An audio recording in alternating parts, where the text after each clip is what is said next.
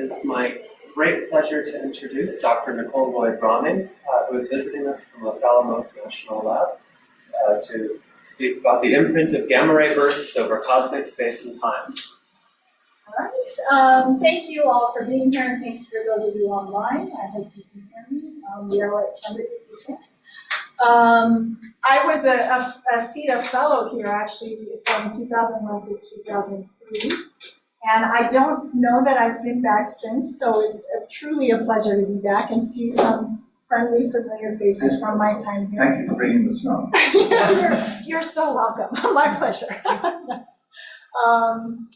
Yeah, so I am currently at Los Alamos National Lab. I would love to talk to you today about gamma ray bursts. I work on all aspects of them, which I will touch on briefly, all the different scales and types of physics that I work on. But I'm going to focus most of today's talk on their cosmic evolution and what can we learn from that, not only about gamma ray bursts, but maybe also about star formation. So just to put that down into words, I'll be talking about understanding GRBs and their progenitors throughout the history of our universe. I'd like to talk to you about the how some sort of new efforts to model GRBs across length and time scales, combined with some recent observations, are giving us some insights into their progenitor systems. And in particular, I want to kind of focus on how we're seeing a bit of something emerge that's different between the low and the high redshift GRBs that's somewhat interesting, and I think giving us some clues, as I said earlier, not only into GRBs, but maybe also about star formation history. So because I work at Los Alamos, I feel somewhat duty-bound to give you a brief, keep it brief, history of their discovery, which is really very fascinating, actually. The full story could be 2 talks, and it's super interesting. But basically, in the 60s, the USSR and the United States had the Nuclear Test Ban Treaty formed the Nuclear Test Ban Treaty, agreeing not to test nuclear bombs to space. In the way that we monitor this. We don't necessarily trust each other. So Los Alamos built the VILA satellites to monitor this treaty. These are gamma ray satellites that were designed to detect gamma ray signatures from nuclear explosions. These satellites saw something unexpected. Rather than seeing signatures of a nuclear explosion from the Earth or around the Earth or even the Moon, they saw instead a burst of gamma rays coming from somewhere in outer space. Not the Moon, not the Earth, not even the Sun. It was somewhere away from those systems, somewhere in outer space. This is the first gamma ray burst that was published. This is counts per second as a function of time. And I'm now, sadly, because I really would love to tell you all about this phenomenally interesting history from this time in '73 when this first burst was published, to the late 90s when I began my PhD, and we learned where these things are coming from, of sort of the research into GRBs during those decades. Because we did not have a distance to them, theorists had a field day. So I went through the literature at one point, and found hundreds of papers that ranged from asteroid collisions on planets to comet collisions to white holes to all kinds of exotic models, and you could make anything that would make you gamma rays. Theorists built that model and suggested it as a model for gamma ray bursts. But I'll skip ahead to the late 90s when the Beppo-Sachs satellite was able to localize the gamma rays burst itself in its gamma rays well enough that lower wavelength telescopes could follow up and get a precise measurement of, in particular in its optical light, get a redshift measurement. So we learned they're cosmological. And so now what I want to orient you with is how do we see GRBs from an observational standpoint, for starters, and then we're going to get into the theory. So we see them as a burst of gamma rays in the roughly 50 keV to 1 MeV range is where their spectrum in the gamma rays usually peaks. Tens of seconds, highly variable. We see long-lived afterglow emission across the electromagnetic spectrum from very high energy gamma rays to radio light that decays relatively smoothly over time, on the order of days, months, years in some cases. Very long-lived fading of this afterglow. We see emission from the heating due to radioactive decay of heavy elements. So we see coincident supernovae, and we see so-called kilonovae, so really heavy element radioactive decay. We see evidence of this in some GRBs. And I'm sure you all know, at least in one short gamma ray burst, we have seen evidence for gravitational waves from the collision of two neutron stars coincident with the gamma ray burst. Okay, so how do we put this all together? A couple more clues. Given their distance and what we measure at our detectors here on Earth, we infer their isotropic equivalent energy is around 10 to the 52 ergs. Most of this is emitted in that prompt gamma ray phase. If you histogram up the duration of the burst, the gamma ray burst, it clusters into two classes roughly, those sort of less than 2 seconds and those greater than 2 seconds. And roughly, and I draw this with blurry lines, we think these shorter ones are correlated with the merger of two compact objects like a double neutron star system or a neutron star black hole. And the long ones are associated with the collapse of a massive star. And indeed, we've seen long GRBs of supernova, at least one short GRB with the gravitational waves from the neutron star merger. These are very fuzzy lines, and I will get into that a bit later, but this classification is not hard and fast. We can question that. So Yes. one thing I've always wondered when I'm these plots are these numbers, the T90 corrected for the redshift? No, but I'm going to get to this. This one here is T90. What I'm going to show later is doing it properly, which is correcting for cosmological time dilation. It will shift this bimodal distribution. It will more or less just shift it to the left a little bit. I'm going to show you this distribution in another way that's not DND log T, but DNDT, and we're going to talk about that exactly. Yeah. Okay, so how do we understand what we see from these objects in terms of the physics that's going on? Regardless of what the progenitor system is, we think that it makes a central engine that powers a relativistic jet. I've drawn a black hole disk system as the central engine here. I believe that's the most viable one. You can have neutron star central engines launching powerful outflows as well. We can talk about that later, but for now I'm focusing on the black hole disk central engine that's rotating. It launches a relativistic jet. We believe that internal processes in the jet, whether it's internal shocks or magnetic reconnection or other processes, but something internal in that jet is creating that prompt gamma ray burst. As the front of the jet travels out into the interstellar medium and sweeps up gas, eventually the amount of gas it sweeps up, that rest mass energy will be equivalent to the kinetic energy of the jet. This will cause the jet to decelerate. There'll be a shock, and this will radiate. In this shock, you'll get the particles accelerated and this afterglow radiation across the electromagnetic spectrum. If there's any kind of non-spherical mass distribution in the progenitor system, as it creates that gamma ray burst, you will get gravitational waves, but only for ones with a really non-spherical distribution, like a binary system that merges, will you have a chance to detect them, at least in this day and age. And so that's where you'll get your gravitational waves from.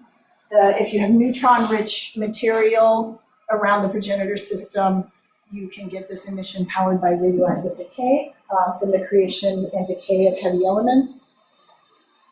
We have seen in some cases very ultra-high energy gamma rays, almost up to TeV energies. I draw the arrow vaguely pointing in that direction because we're not sure exactly where they're produced and how they're produced and what the source of those are, although there's lots of models that involve inverse Compton processes, et cetera. But the point is we have seen ultra-high energy gamma rays in these outflows. And we think, of course, neutrinos are coming out of these things, and we think they are possible sites for cosmic ray acceleration. We have no direct evidence of that yet, but we believe they're there. These are truly the multi-messenger events in our universe. Okay. So we'd like, of course, to, I hope you all can see that. It's a little faded on this. from my point of view. But anyway, well, hopefully, We can pull the. okay, Can that you pull the helps. back, pull a couple of those lines down, please? This helps too. So we'd like to understand the sort of that physical picture I described in actual detail, and actually understand what the physics is across all of these processes that are happening. So let's talk about that for a little bit. You know, that initial burst of gamma rays is involving really collisionless plasma physics in that jet. So we're talking length scales on the orders of centimeters and plasma frequency time scales, 10 to the minus 7 seconds. The central engine launch, if I imagine this black hole disk system, or even in the case of a neutron star system, where the length and time scales we need to worry about are Schwarzschild length scales, 10 to the 6 centimeters. The instability or viscous time scales in the disk, that's around a second. The outflow itself, the sort of afterglow behavior on longer time scales involves hydrodynamic length and time scales, so 10 to 15 centimeters. And of course, understanding how these fit into the context of the evolution of stars in our universe, we're talking cosmological length and time scales that we need to consider. So simulating this end-to-end is more than 20 orders of magnitude in length and time. It's not really possible. So I'm going to talk to you a little bit about some approaches that we've taken to try to model these end-to-end by linking codes that focus on these different regimes, and I'll get to that in a little bit. But before I do, I want to mention briefly a sort of funny observational result we discovered that motivated the end-to-end modeling effort that we have going on. And then I'm going to move on to the cosmology stuff. That's really the main part of my talk today, is the cosmological evolution. But let me quickly mention the motivation and a clue that caused us to build the effort that we're working on today. And that is, we noticed a funny thing in the afterglow data. And so let me orient you a little bit with the GRB afterglows. Most of them, when we can follow them up in the X-ray and optical, we see them in the X-ray and optical when we've gone after them in those wavelengths. In the radio band, that's not the case. Only about 30% are detected in radio when we go after them. And, you know, nobody batted much of an eye at this for a long time. They thought, okay, you know, we're just not sensitive enough. That's fine. But it turns out they should be there in some cases. In other words, so this was motivated actually by a paper in 2012 by Hancock, Gensler, and Murphy, who suggested that there might actually be a truly radio quiet population of GRBs, that there should be radio emission there when we haven't seen it in some cases. So when I was working on some particle and cell work years ago and getting super frustrated, I was talking to Vera about this. I had a bug in my code and I put it to the side for a little bit, and I was reading this paper by Hancock, Gensler, and Murphy, and I wanted to look more deeply at whether or not there's any difference between GRBs that are so-called radio loud and those that are radio quiet. And of course, there are selection effects that you have to worry about, and detector sensitivity, and all of these things. And because this part I just want to show you briefly, and I won't get into all that now, though please feel free to ask me the details about it. I'll just give you the bottom line. And that is, we found that when looking at the radio loud, which is the blue lines here, these are cumulative distributions of what I call T intrinsic. Now that's your T90 corrected for cosmological time dilation. So the duration of the prompt emission divided by 1 plus Z, where Z is the redshift, the isotropic equivalent energy, and the redshift. The blue line is radio loud, the green line is radio quiet. And the point here in words is that the radio bright GRBs are significantly longer in their prompt gamma ray duration, and they're more energetic. Their redshift distributions between these two populations are not different. So we were like, why? That afterglow forward shock, really, how much does it have to do with the sort of the internal processes of that jet, and why would the radio bright ones have a longer duration, which really has to do with the lifetime of that disk and how long that jet is powered. So just a quick technical question. Does this depend at all on the definition of burst duration, i.e. taking T90 versus T50? Or... No, this result holds in whatever prompt duration measure you want to use, but I chose to use T90 divided by 1 plus Z, which I call T intrinsic, as the most physical. No question about 1 plus Z, it's just, the different slices. Absolutely, yeah, no. But it will show up in any of those measures. It's a great question. Yeah. What is the data set over here? Is it things with an identified host currency or? As far as the specifics of the host galaxy, I'm not sure. All of these do have localizations, so they do have X-ray and optical afterglows, and they were attempted to be followed up in radio.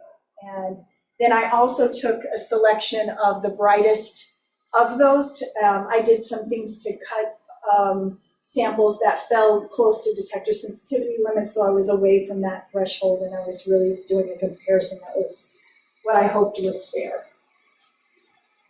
Okay, so we have a model out here. Again, I'm not going to go too into this. It's just the motivation for the computational effort that we launched as a result. But basically, we kind of constructed a model that, maybe the radio bright ones have a compact, and this is not a good illustration of what the model is. We actually have a compact object companion around a massive star, which can, in some cases, spin up that star, give it more angular momentum, give it a longer-lived jet. May also be in a denser environment to lead to the radio emission, whereas the radio dark would be a single star collapse. And we have some arguments for this. But what we wanted to do is we had these back of the envelopes arguments for this this kind of picture of radio loud, radio bright. But what it did actually was launch a more detailed investigation of trying to model GRBs across those 8 orders of magnitude. And so I will briefly show you here our approach right now, and I want to kind of advertise some of the work that my students are doing, and then I'm going to move on to the bulk of my talk, which is the cosmological aspect. So what are we doing here? We start with a stellar evolution code. And in this case, we were beginning with a massive star that has a compact object companion, evolving it through its lifetime, looking at the influence of the companion on that star. We used the stellar evolution code LISA. We took the end of the star's life, the conditions there. So what do I mean by that? The angular momentum and the density profile of the star, and tried to use that to inform a GRMHD simulation. We used Athena++ in the way that we set up our disk and the angular momentum of the disk. This part is a work in progress. I can talk about it a little bit more later, but we're kind of running our suite of GRMHD codes, but I won't be showing you a lot of results from those right now. What I will say is that we see a jet launch, and then we have an effort to take a look at that jet much later on than the GRMHD simulations really run. So much further out when it's doing its gamma ray emission and afterglow emission. And we're using a suite of tools like particle and cell codes. We have one at LANL called VPIC, and some public tools to kind of characterize the afterglow within synchrotron shock models to put constraints on that jet in one way or another. And the thing I'm really going to focus on today is we're also, in the case where we think we might have started with a viable GRB progenitor in the way that it goes through our workflow here, we try to see what are the rates of those in the population synthesis sense throughout the history of our universe. And I'm doing this work with my colleague Roseanne Chang, but what I like about this and what I like to advertise is that because it's sort of modular, yet very connected, it's a really great thing for students. And so each of our students lead a different aspect of this. Each of them have to talk to each other about their results because they have to inform each other how to use one person's output as the next person's input. And it's been really great for that. So these are the students that are leading the different efforts here. Before you get Yeah. more into the modeling, just Yes. a quick question about the afterglow data. Yes, The X-ray, is yes. there any difference in This, are there X-ray plateaus, for example, in Yes. the radio lab? This is a great question, and I just had a meeting this week with some folks about that. Actually, Asaf Pierre at Bar-Ilan University, somebody he works with is looking at X-ray flares. So let me give you the short answer. When we did a cursory look at the X-ray and optical properties of the afterglow between radio bright and radio loud, there was nothing that stood out in a statistically significant way in differences. However, we are now, like as more data have been gathered, the Asaf's group has found that there are these GRBs with X-ray flares. Those seem to only be in the radio bright population, these are all radio bright. So there seems to be something that might be showing up in flares and plateaus, not in average decay slopes of the X-ray and optical. So this is something that we are like at the moment looking into. And any thoughts and insight you have on that, I'm all yours, absolutely. Okay, so I'm gonna move on now to the cosmological evolution of GRB properties, really talking about that final piece there. This is the part I kind of advertised in my abstract and what I'd really like to talk about. I don't see a clock in here, but I want to be respectful of time.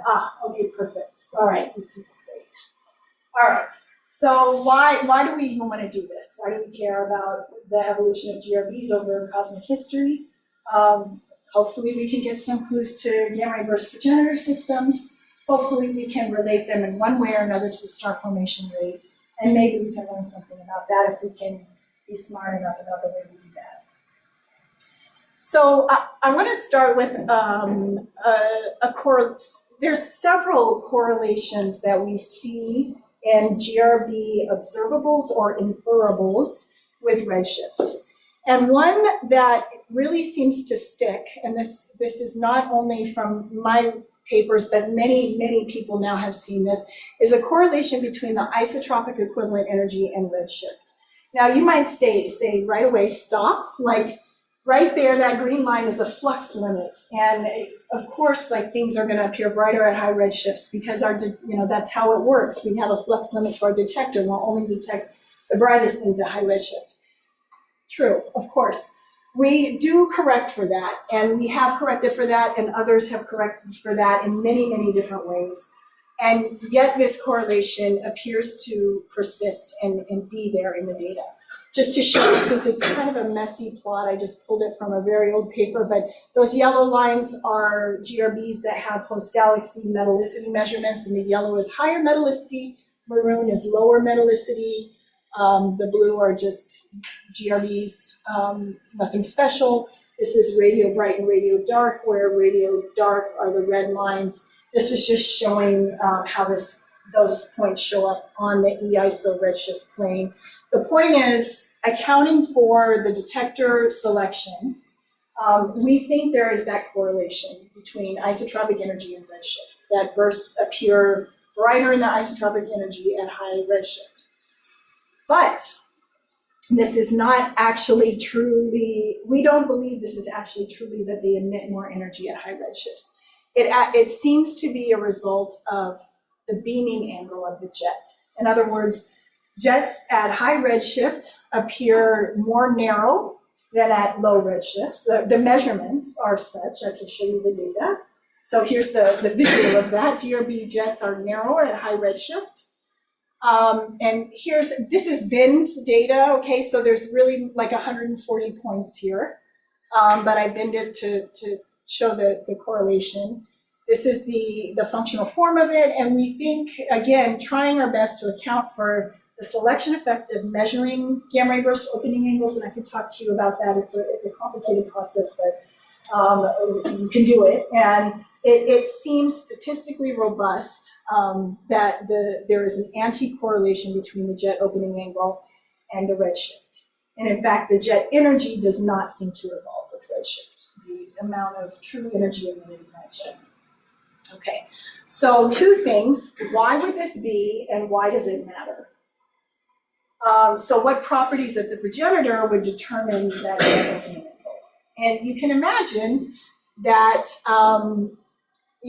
as the jet plows its way through a collapsing star, and Chris Matzner did a lot of really foundational work on this in the early 2000s, that jet gets collimated by the material that it has to plow through. And it turns out that we went through a series of, again, somewhat back of the envelope calculations, but informed by papers like Chris's and Omar Bromberg and others. You can derive this relationship of the jet opening angle, how it relates to the luminosity of the jet. And I put mass here, but really it's the density of the star. Okay, so it's anti-correlated. The denser stars will collimate your jet more higher luminosity jets will be less collimated. That factor of 1/2 can vary a little bit.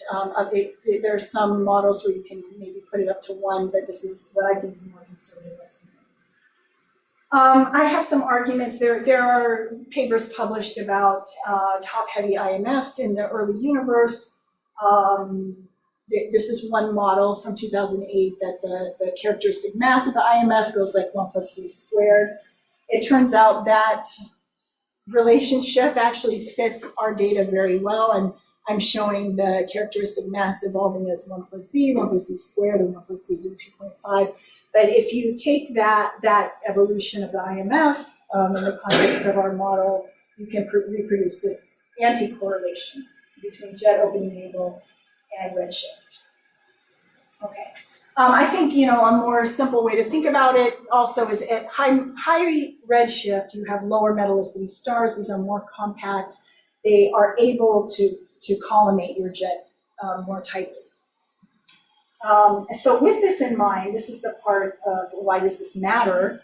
A lot of folks, and myself included, tried to use gamma ray bursts as to help us make estimates of the star formation rate. And in the cases where we think we know that they are associated with the collapse of a massive star, and because we can measure them to such high redshift, if we can make some connection between the gamma ray burst rate and the star formation rate, then we can get an estimate of the star formation rate at very high redshifts, in theory. So here's how you might do that. On the left is the star formation rate. This is the GRB rate accounted for, with accounting for selection effects, accounting for the luminosity function and everything. This is sort of that, all of those things accounted for. This is the beaming factor. So this is where I fold in how the jet opening angle evolves with the function of redshift. This is just the volume factor of the universe. And this is the fraction of stars making GRBs. And what I'm about to show you, I assumed a constant fraction of stars that can make GRBs, which you can argue with me extremely fairly and rightly, and we can come up with models to fold that in. I chose, in what I'm about to show you, a constant for that, just to break some of the degeneracies here. So when under those assumptions, here is the answer. So the dotted line is the McDowell-Dickinson star formation rate. The green line shows that rate density that you get if you don't account for the fact that jets at high redshift have narrow opening angles than those at low redshift. When I do fold that in, you get this uptick. Here's when you account for opening angle evolution, you get an uptick at high redshifts, a bit of a depression at lower redshifts. Either way, it doesn't look anything like the star formation rate. I would argue up here where we actually have hope of using GRBs to estimate the star formation rate, so that maybe this part of the plot is telling us something, that there is actually higher star formation at high redshifts than what's predicted by McDowell-Dickinson. At low redshift, there's something else going on, and I'm going to talk about what that is in a minute. So to put it in words, the GRB rate predicts robust star formation at high Z compared to McDowell-Dickinson. But what's going on at low Z? What is this all about, this uptick? And there we think this is because these low redshift GRBs are they're not very well correlated with the star formation rate because we think they're mergers. it could be double neutron star mergers, it could be lots of things. We presented a model and did an analysis of white dwarf black hole mergers as progenitors for long GRBs. Okay, so now we're talking about the GRBs with these T90s greater than 2 seconds. We have some arguments in this paper and some references to previous works that have looked at these as viable progenitors to produce a long gamma ray burst. And what we found, I'm skipping over a lot of the analysis that we did with modeling the delay time distributions of these mergers, but basically that's what this boils down to. This green region here, actually I have do it this way. If we take what we feel is the viable delay time distribution for these white dwarf black hole mergers from what's published in the literature, from the best that we can do, we searched hundreds and hundreds of papers out there on this work, and many of you here are experts in that, so I'd love to hear your thoughts. But scanning over that parameter space for different delay time distributions, that green region is the rate density that white dwarf black hole mergers would predict for long gamma ray bursts. So that can explain this uptick at low redshifts. Is it long delay times due to gravitational wave emission, or? So we think no, because that's just too long. It's going to take too long, more than a whole time. We think in most cases there has to be other like dynamical effects that are coming into play, or other. We have a whole list of other reasons that what they might merge, and we stayed a bit agnostic to the actual process of the orbit decay, and just kind of said, okay, with these various delay time distributions, here's what it is. But I think I'm not the one to answer how far apart these are going and when, how quickly they merge necessarily, like in terms of that gravitational wave emission. If you're asking about the delay time distributions I selected, so those were not tied directly. It was agnostic to the process that brought the merger together. Those are more tied to observations of neutron stars, double neutron star systems and binary systems where we have any kind of constraint on that distribution. So we pulled that more from the data. That's a great question. Just checking on. Okay. 1538. Okay, perfect. Awesome. So this is really the last thing I'm going to hit on today, but it's related to looking at GRB progenitors across redshift, but in a different sort of way. And so this is what I was saying at the beginning when I showed you the duration distribution of GRBs. And I showed you T90, which is this green line here. I showed you DND log T. What I'm plotting here is DNDT as a function of T. So it shows up a little bit different, but I'll tell you why I'm doing that. First, let me tell you the pink line is the duration, what I call T intrinsic corrected for cosmological time dilation. You can see it's, as expected, it's shifted to the left to shorter durations by a factor of roughly 1 plus the average redshift of GRBs, so roughly a factor of 3 or 4. I did offset these two distributions on the vertical axis just for comparison's purpose. That's not a real offset, that's an artificial offset. Okay. So this is work really Omer Bromberg did back in 2012 and 2013, and I want to acknowledge that. This was his, to my knowledge, where I had first seen somebody claim that this duration distribution is showing evidence of a collapsar, and I'll go through the arguments of why. When there is a plateau in this distribution, that is a collapse, evidence of a collapsar system. So let me start off. I'm going to walk through the arguments. This DNDT, I'm going to call it the probability of observing a gamma ray burst with duration T gamma. Okay. So the probability of observing a gamma ray burst with duration T gamma is the probability that the engine is active for a time I'll call T threshold, which is roughly the time it takes the jet to break out of the star, but with relativistic corrections when the jet is relativistic, plus the time of the emission, of the gamma ray burst emission, okay? basically we don't see the jet until it breaks out of the star. Although Chris has some interesting thoughts about the Chris Thompson, which he was telling me about before the talk that I'd like to hear. Where this plateau comes from is when you have gamma ray durations that are less than this threshold time, you can expand this side of the equation in T gamma over T threshold.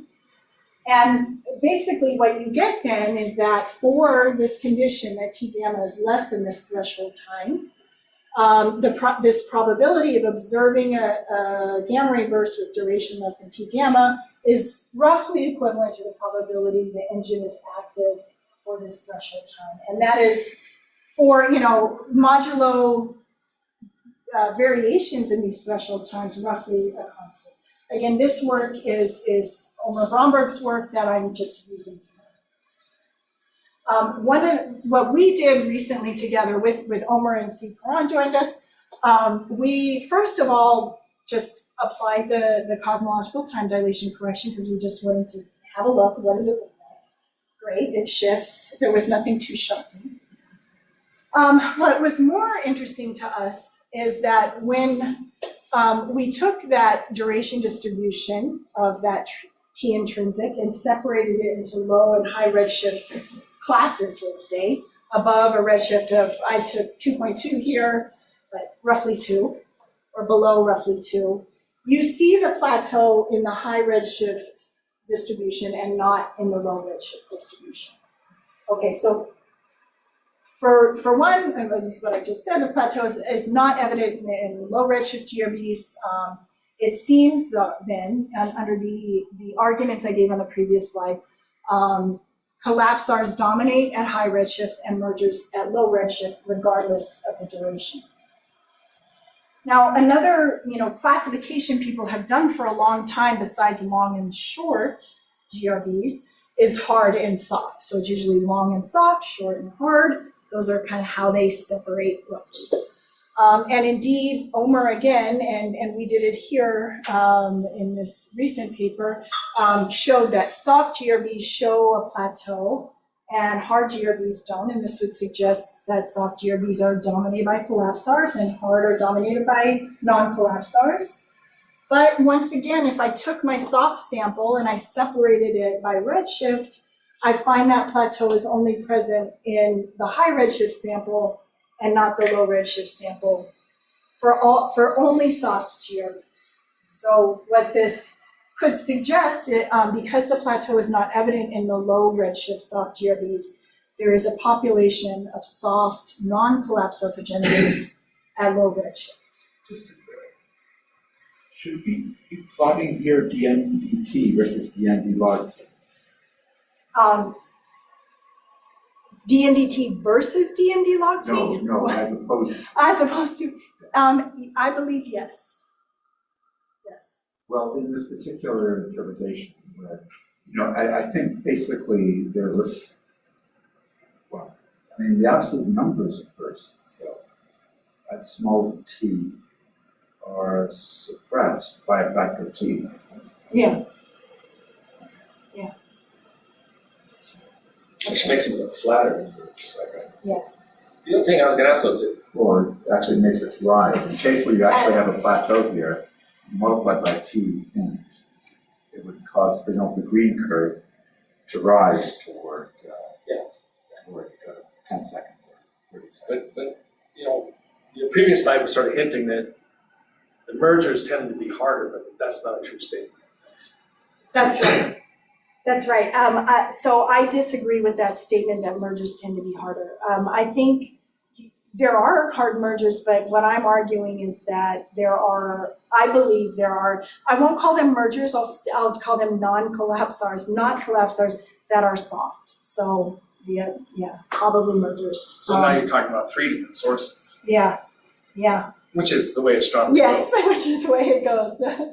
I mean, or the same source, but we're the spectral. All seen differently or something. Yeah, seen exactly. So we have to just figure it out. But this, the takeaway for me is we cannot be saying hard short equals merger, or even hard equals merger. There are probably soft mergers. There are definitely soft short mergers and soft long mergers. Yeah. Right. It's really the redshift to me that's separating this out. This is some very rough work that I won't say rough, but analytic work that we did on sort of that jet propagating through the star. And I shout out to Chris Matzner here, who did this really nice work in 2003 of looking at a star and a jet propagating through a star. Omer followed it up in 2011, and I'm basically using those equations here. So and this little cartoon is just to illustrate that the jet is really not very relativistic, if at all. It's mostly non-relativistic as it's burrowing its way through the star, which is the darker blue, and it can get more relativistic as it's making its way out. The bottom line is you can calculate analytically this threshold time, which is written up there in the upper right. This L tilde sets the velocity of the jet head, which is basically the ratio of the jet luminosity to the ambient energy density. And that sigma is the cross section. You can see all of that there. It's relatively straightforward. But let me just show you what we got. If I can advance my slide. There we go. So on the left, I was just using those purely analytical estimates, and we took to break. You might have noticed in the equation to calculate that threshold time, you need jet luminosity, you need opening angle. And we actually, to break some of the degeneracies in those equations, took the average beaming corrected jet luminosity of our high redshift sample and the average opening angle, put those into the equation, and I created this contour plot of the threshold time, that's the contours, versus the density profile index. So if I assume a power law density profile, that's the y-axis, and the radius of the star. And the dotted and solid lines are a threshold time between about 5 and 10 seconds, which is where we were seeing that plateau show up in the high redshift samples. And the right panel is the same thing, but with a correction applied from some numerical simulations done by Harrison et al. In 2018. And I feel really bad I didn't put his name on here in the references, but you can see the reference in this paper here that basically showed those threshold times are even longer than that analytic estimate, which pushes the requirement on the radius of the star to it to be smaller. So what is my bottom line here? What am I trying to say? Basically, we are allowed to be anywhere to the left of that solid black line. And in the case of this corrected version of the threshold time, the collapsar radius is constrained from this plateau time to be less than a few tenths of a solar radius. So it's CO4 then. Yeah, exactly. I was going to say some of you may not even bat an eye because we all have thought for years that GRBs are stripped and just cores, but it's some people might want otherwise, right? They might want a more extended envelope, and they might argue for that, and people have. So I will stay agnostic to what that is, and just say this is the constraint we come to here. Okay, so let's see. I think I'm going to kind of just summarize some of the main points I hope to leave you with. The first is that the radio afterglow properties in particular, and the evolution of GRB observables like duration, which I didn't even show you, but that also does tend to evolve with redshift, jet opening angle, etc., over cosmic time provide clues to their progenitor systems. I think that GRBs are suggesting robust star formation in our high redshift universe and contributions from compact object mergers at low Z, even in the long GRB sample. And I think that the intrinsic duration distribution supports this idea that collapsars are dominating at high redshifts, mergers at low redshifts, and we offer a constraint on the collapsar radius to be less than a few tenths of a solar radius. And with that, I will acknowledge the lovely people that I've worked with on this various work, and thank you very much.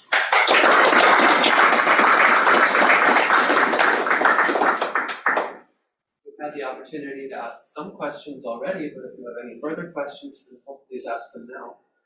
Thank you for your talk. I really enjoyed it. Oh, thank you.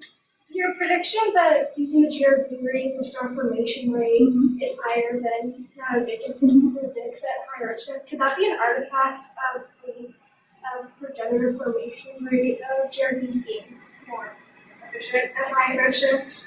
Yes, it could. And I fully acknowledge that. I don't have a great handle on that. That was that epsilon z factor that I had in my equation. I have explored different functions for that. I don't, if anyone here can offer me a good function for that, physically, I would love to hear it and incorporate it in, and we could write a paper on it and put that in there. It definitely could. I don't know. I mean, yeah, GRBs may form more efficiently at high redshifts. It's lower metallicity universe. That might, that has been long thought to be an important ingredient in GRB formation. But I don't have a good reason to put something I know of in there for that function. Yeah. Is that essentially equivalent to also maybe a changing initial mass function, etc.? Like a top heavy mass function? Yeah. Is that what you were about to say, Norm? Is that You would sort of suggest that earlier as a possibility. Yeah, that's right. Yeah, that could be it. That could be it. Sure. But it's funny, right? You want them to be stripped Yeah. at high redshift, but they've got no metals, so how are they getting stripped? Right. Good point. Right. I don't know. That's a They're in binaries, but not that close. But not that close. I mean, yes, there's been talk of that in that part one with Angel, who's doing that work. He has a paper about to come out exactly on that. You're in binaries, but not that close. Exactly. There's a question in the Zoom chat from Claire. Okay. Let's see. I'm gonna. Can you read?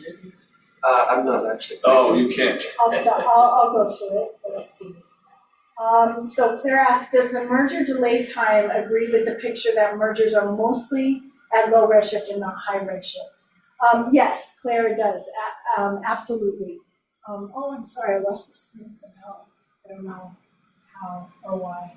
But yes, it does. And the delay time distributions I used in the white dwarf black hole merger progenitor model, the slopes ranged from as flat as 0.25 to as steep as 3. And the minimum time of that power law distribution was a few hundred meg a year, and we played around with that, plus or minus a few hundred. Yeah, Chris. Can we go back to the radio loud and radio quiet populations? I didn't quite understand what were you suggesting was the difference between these? Yes. Something about rotation I got. You want the model suggestion? Yeah. Okay. Absolutely. What do you think is the origin of that? So my argument is as follows. The radio loud, a possibility is that it is a massive star collapsing with a compact object companion that's in an orbit that can spin up the star, so that the star ends its life with more angular momentum. I make the assumption that that is retained through the launch of the jet, so that now we have a star that has more angular momentum, and here I argue that means that it has the ability to have a longer lived jet because the jet duration is roughly the mass of the disk divided by m dot. So I'm arguing the accretion rate, m over m dot sets the lifetime of the jet. So it's tied to that argument. And I'm arguing that a higher angular momentum star has a larger m over m dot overall, lower accretion rates, and the higher mass maybe it can form a more massive disk. We have, so that. And the radio loud ones are the hard, are they soft, or it doesn't matter? It doesn't matter. In terms of the prompt emission, there's that part, the spectral analysis of the prompt spectrum. We didn't look at that. That was separate from. What I'm wondering about is you say you gotta spin up the star, so what matters is the envelope that's gonna collapse onto the core, or the core itself is also spinning? The core itself is also spinning, so we need the whole system to have like a lot of angular momentum. And I argue, so there's two things that I have to worry about here. I need to get longer duration prompt emission. That means I need a longer lived jet. That means that's where I'm connecting it to a longer lived disk, the M over M dot. And that I'm saying is connected to the angular momentum of the star at the end of its life. The second piece is now I need radio emission. What does that have to do with anything I just said? And that's where I argue that, and this is much more hand-wavy and hasn't been modeled yet, but it's either a matter of the star being born in a more dense environment or tidal stripping, although there's some issues You want there something to about run whether- into. I want more gas around there. And I'm saying in a binary, I'm magically waving my hands that in a binary and making that happen. The problem there, and you can fairly argue like that tidal stripping might not get me, the jet's perpendicular to the orbital angular momentum plane. So, I don't know how far that will get me. That part is very speculative, admittedly so. But that's the argument of where we're So connecting. two separate sort of evolutionary channels there as well. One having to do with individual stars, and the one stars undergoing a coalescence with a compact object.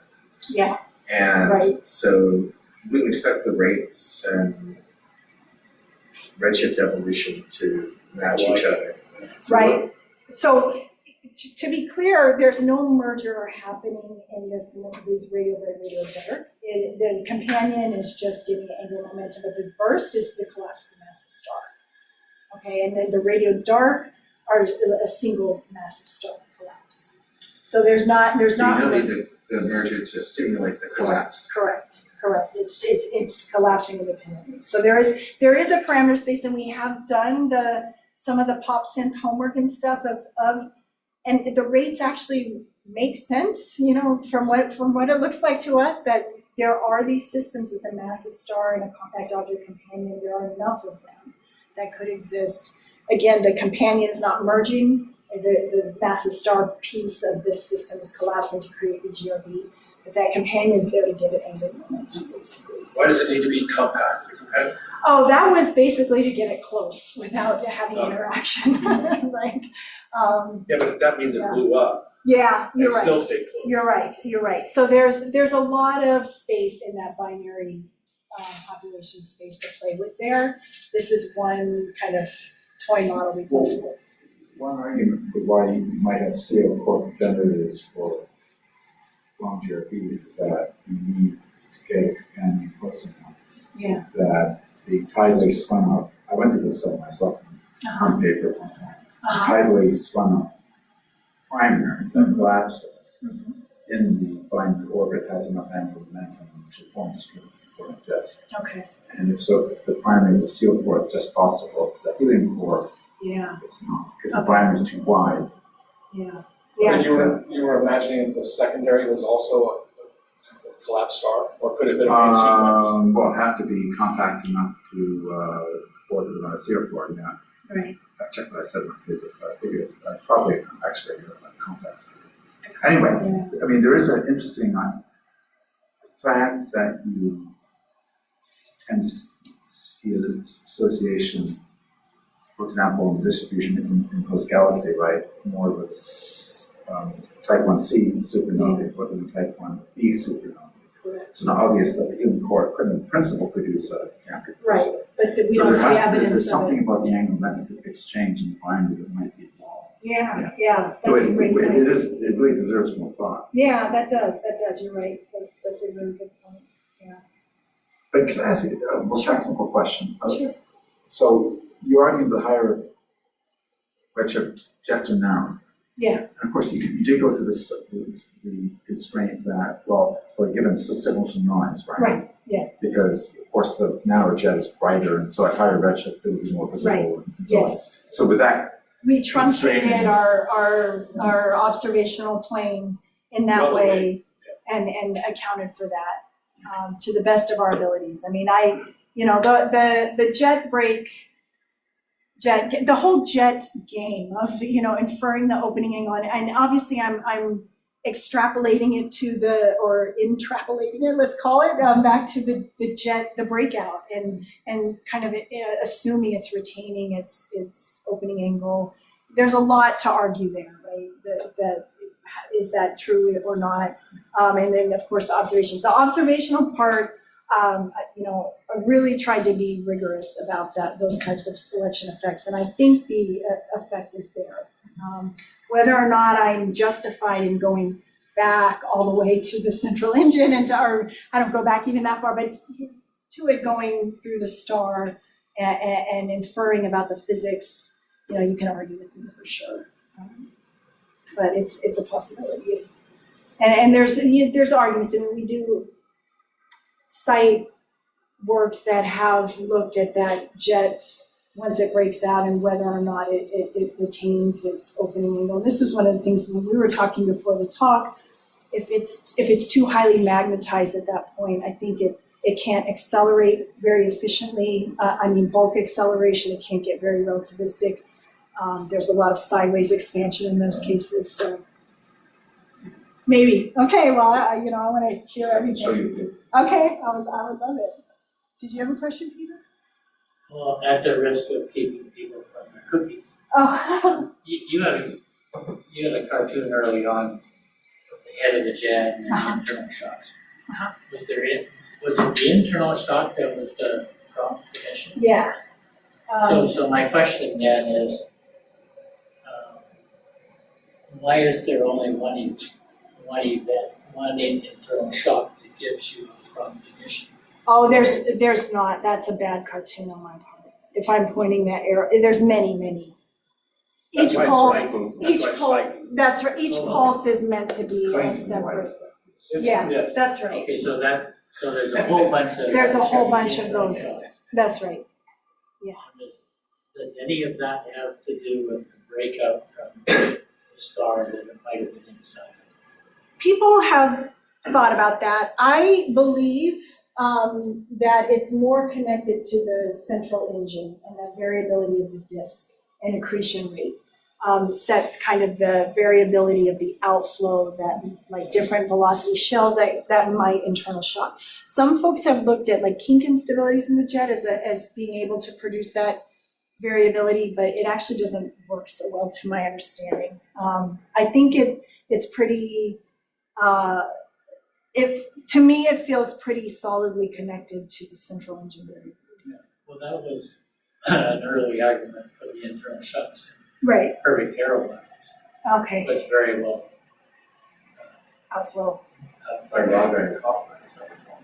But those are much longer duration compared to the amplifying of the engine. Those orders of magnitude. Yeah, we're a lot bigger, so it's changing. So, But then why does it stop? Because you run out of material to sort of power your jet. Fired out all The disc got eaten. The disk gets eaten up or the accretion rate's too low. You can spin down your star. It depends on what your jet launch process is, but you only have so much there to work with, so much time. It's like a cheap firecracker. It just goes and yeah, that's why we have thousands. You can buy a lot of them. It's pretty cheap. well, to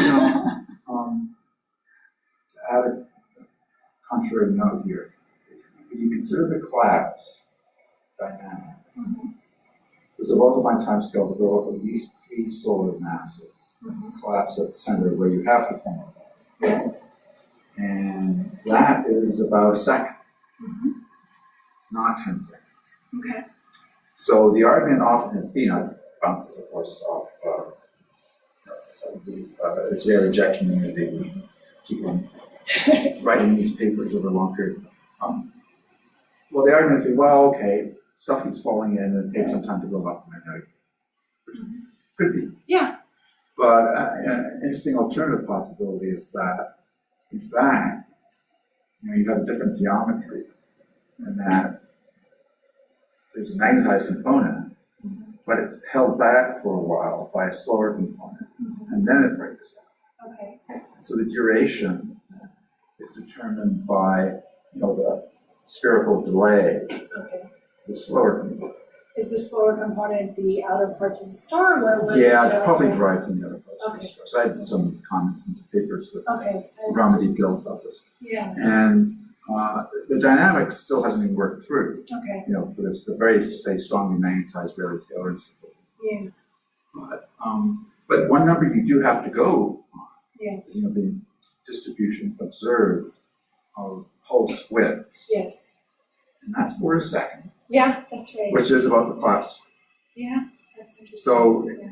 this is consistent then in terms of the basic time scales Yeah. with, a picture where the outflow duration actually is shorter in terms of the shell width Okay, than 10 seconds since the speed of light. yeah, And instead, you have some additional dynamics going on that, creates this time structure. okay.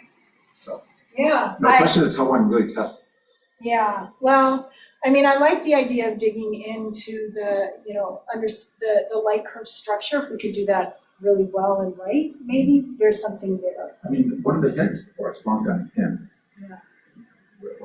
is that there are these cursor pulses, something with long null periods. Yes. And the weirdness about that is, Yes. it really is radial structure Yeah, in the outflow. And so you're filling in the outflow, say with baryons, yeah, right? And then somehow you don't quench. yeah, A little bit gets out, then you fill it in, and then. yeah, So then the implication is that there's a lot of stuff in between that you have to get. yes, yeah. Whereas, if it's a lateral structure, right, then that's less of an impediment. Yeah. No, that's interesting, and I do think those whatever quiescent times and their correlations with like pulse width and all that have some clues in there that haven't necessarily been fully Still explored. not all. Yeah, I think that's interesting. I need to check out the Gil. You and Gil are on that paper. I need to.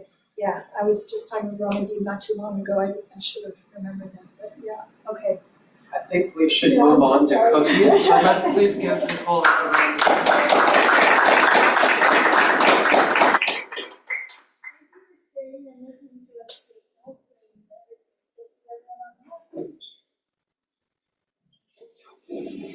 Well, all the heat in Toronto has been sucked into this room. Get room.